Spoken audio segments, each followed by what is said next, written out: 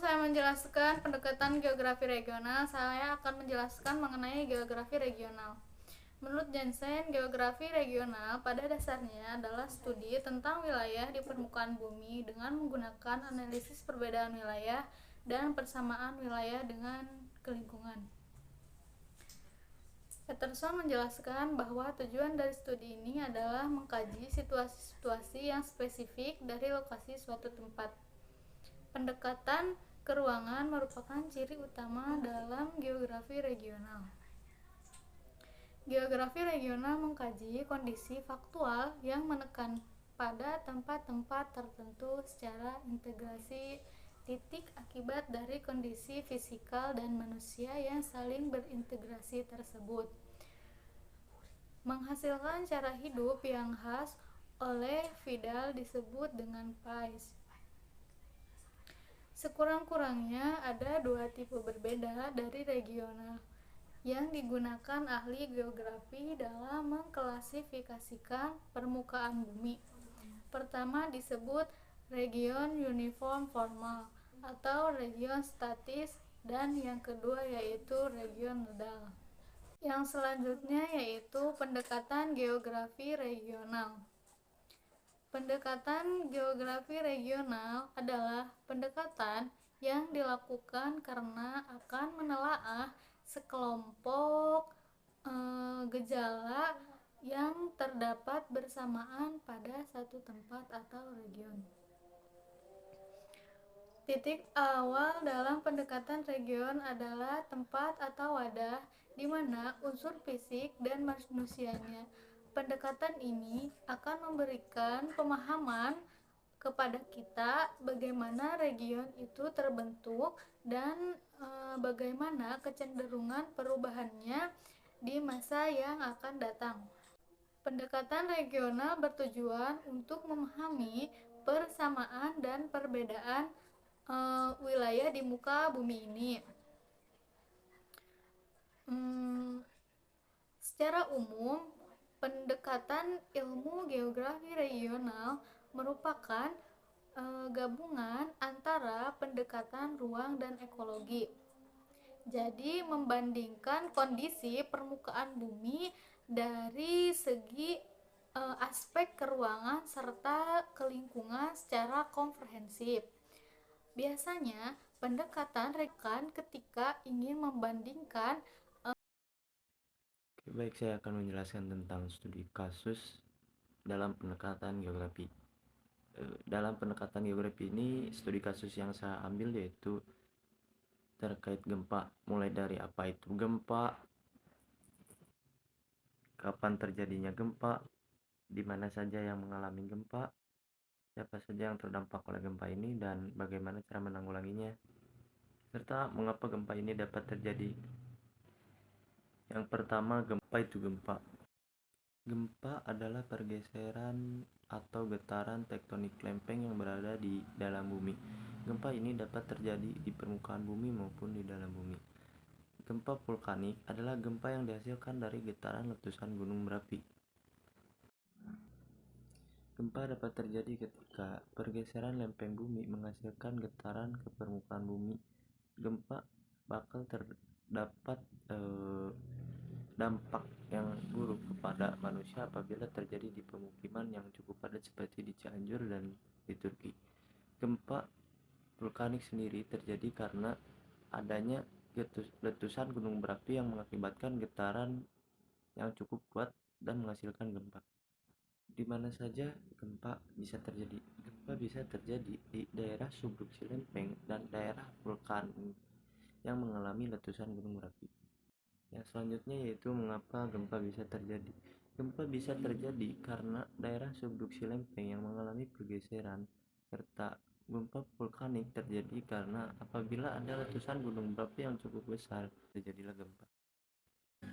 Selanjutnya yaitu siapa saja yang terdampak oleh gempa tersebut. Gempa tersebut selain berdampak kepada manusia, juga berdampak kepada tumbuhan dan hewan. Gempa tersebut apabila terdampak kepada manusia akan mengalami banyak kerugian harta benda serta sampai mengalami kematian. Terhadap hewan, eh, apabila gempa terjadi pada dan berdampak terhadap hewan, hewan tersebut akan berkurang populasinya.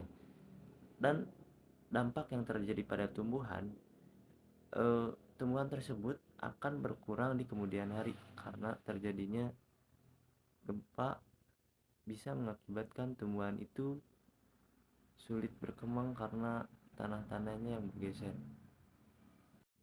Dan yang selanjutnya yaitu bagaimana cara menanggulangi gempa. Gempa dapat ditanggulangi dengan cara mendirikan bangunan yang tahan gempa, dan untuk manusianya diberikan edukasi bahwa gempa itu berbahaya apabila terdampak kepada manusia dan cara mengevakuasi dirinya serta hal-hal yang lain yang berkaitan dengan gempa. Perkenalkan, nama saya Bambang Yoga Mahesa. Saya akan menjelaskan tentang pendekatan dan perorganisasian dalam kajian geografi regional menurut Kresi. Nah, pendekatan dan perorganisasian dalam kajian geografi regional yang dipakai antara ahli geografi dengan lainnya itu berbeda-beda. Nah, hal ini sesuai dengan Kresi pada tahun 1951 menggunakan 10 unsur geografi yang disebutnya itu sebagai konsep geostrategis sebagai pendekatan yang dipakai untuk mengkaji dalam studi geografi sendiri, khususnya pada geografi regional. Ke-10 konsep tersebut meliputi yang pertama itu ada ukuran. Nah, yang kedua itu ada bentuk, yang ketiga laut, yang keempat lokasi, yang kelima perbatasan, yang keenam hubungan dengan laut, yang ketujuh topografi, yang kedelapan mineral, yang kesembilan iklim, dan yang ke-10 itu adalah penduduk. Nah, menurut Kresi, tidak semua unsur dikaji secara implisit dan mendalam pada setiap kawasan besar, tetapi ke-10 unsur dari ini memiliki strategis. Nah, walaupun mengemukakan unsur-unsur geografi tersebut yang dipandang strategis, tampak masih banyak menyangkut unsur keadaan alam. Nah, tetapi pilihan unsur-unsur tersebut terkait dengan usaha manusia untuk mempertimbangkan, mengelola, dan memanfaatkannya. Nah, berbeda dengan kajian yang dilakukan oleh Kreiser, pada pendekatan budaya dipakai oleh Weller, Cosbade, dan Thoman pada 1955 dalam mengkaji studi geografi regional dalam bukunya yang berjudul Regional Geography of World.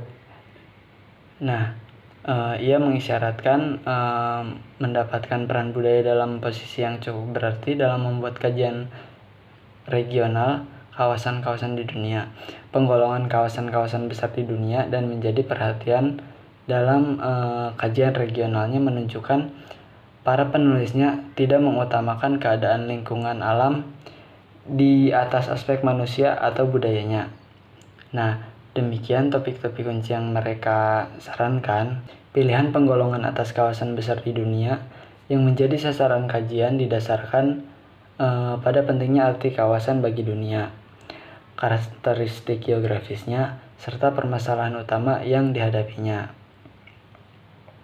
Untuk memahami karakteristik kawasan-kawasan besar ini perlu secara rinci dalam 7 topik kunci yang meliputi. Yang pertama itu ada lokasi, terus ada penduduk, status politik atau sejarah, ada lingkungan alami, tipe ekonomi, potensi-potensi, serta permasalahan utama. Sekian dari saya. Wassalamualaikum warahmatullahi wabarakatuh.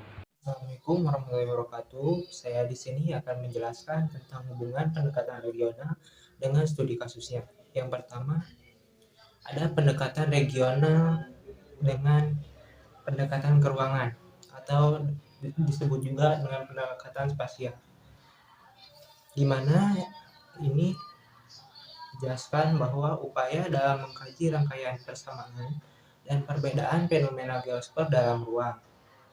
Pendekatan ini digunakan sebagai medium untuk mengetahui pola persebaran dan penggunaan lahan ruang yang ada.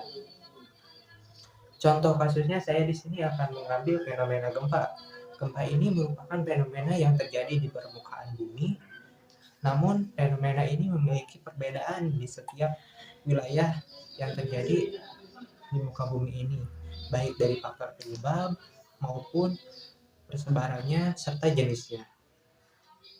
Yang kedua ada pendekatan ke lingkungan atau bisa sering disebut pendekatan ekologi. Pendekatan ekologi di sini merupakan pendekatan geografi untuk mengetahui adanya hubungan dari unsur-unsur yang ada di suatu lingkungan. Misalnya, hubungan terjadinya gempa di suatu wilayah itu dipengaruhi oleh peristiwa atau fenomena yang terjadi di wilayah lainnya. Jadi pada pendekatan lingkungan ini lebih menekankan pada hubungan antar fenomena yang terjadi di ruangnya. Dan ketiga ada pendekatan kompleks wilayah regional. Pendekatan kompleks wilayah regional ini adalah adanya interaksi antar wilayah akan memungkinkan terjadinya perkembangan. Hal ini bisa terjadi karena secara harfiah suatu wilayah di muka bumi ini memiliki beberapa unsur pembeda dan dari setiap wilayahnya. Contohnya, fenomena gempa apabila menggunakan interpretasi dari pendekatan keruangan dan pendekatan spasial, maka hasilnya pada pendekatan regional ini akan menghasilkan kelompok-kelompok atau region-region, di mana hal ini dapat memudahkan dalam pemetaan. Itu misal suatu daerah A dan B berbanding terbalik, di mana daerah A itu sering terjadi gempa, sedangkan di daerah B itu merupakan daerah yang rawan gempa. Mungkin itu sedikit hubungan antara pendekatan geografi regional dengan setiap studi kasusnya, di mana pendekatan ini pada setiap kasusnya itu memiliki hubungan yang berbeda-beda serta memiliki hubungan yang berkaitan erat satu sama lainnya. Sekian dan terima kasih. Mohon maaf bila ada kesalahan. Wabillahi taufiq wal hidayah. Wassalamualaikum warahmatullahi wabarakatuh. J.W. Fox merupakan seorang profesor geografi dari Inggris yang mengemukakan bahwa pengajaran geografi regional di sekolah seringkali bersifat hafalan, di mana peserta didik hanya diberikan sejumlah materi atau tema yang bersifat deskriptif. Artinya, kurang memberikan kesempatan untuk berpikir logis, kritis, dan analisis. Ia mengemukakan bahwa di setiap tempat atau di setiap bidang lahan, seluas apapun, pasti mempunyai unsur fisikal dan manusia yang berbeda-beda. Artinya, adanya karakter dominan di suatu tempat yang berbeda-beda. Dengan adanya pemahaman geografi yang selalu memadukan antara unsur-unsur tersebut, maka peserta didik haruslah diarahkan pada studi identifikasi unsur fisik dan manusia, lalu diklasifikasikan secara komparasi atau perbandingan, dan akhirnya mampu untuk dievaluasi.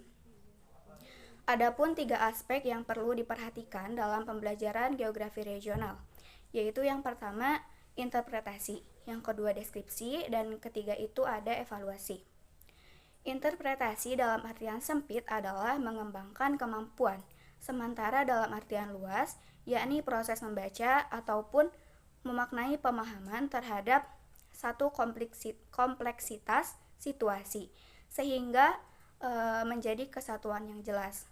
Setelah pemahaman tersebut, kemudian dapat diuraikan atau dideskripsikan secara sistematis, serta yang pada akhirnya dilakukan penilaian atau evaluasi untuk memperoleh umpan balik dan pengelolaan secara optimal.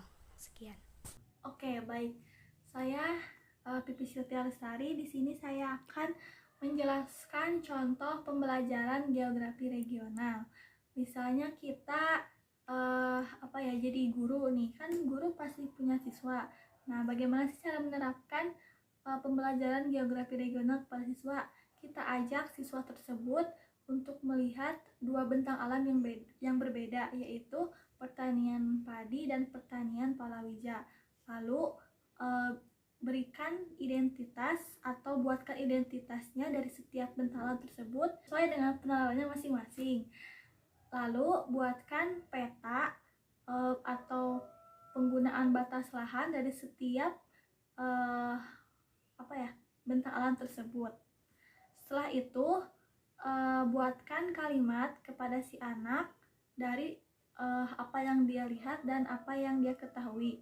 Setelah itu suruh anak tersebut untuk menjelaskan dari kalimat yang sudah dibuat.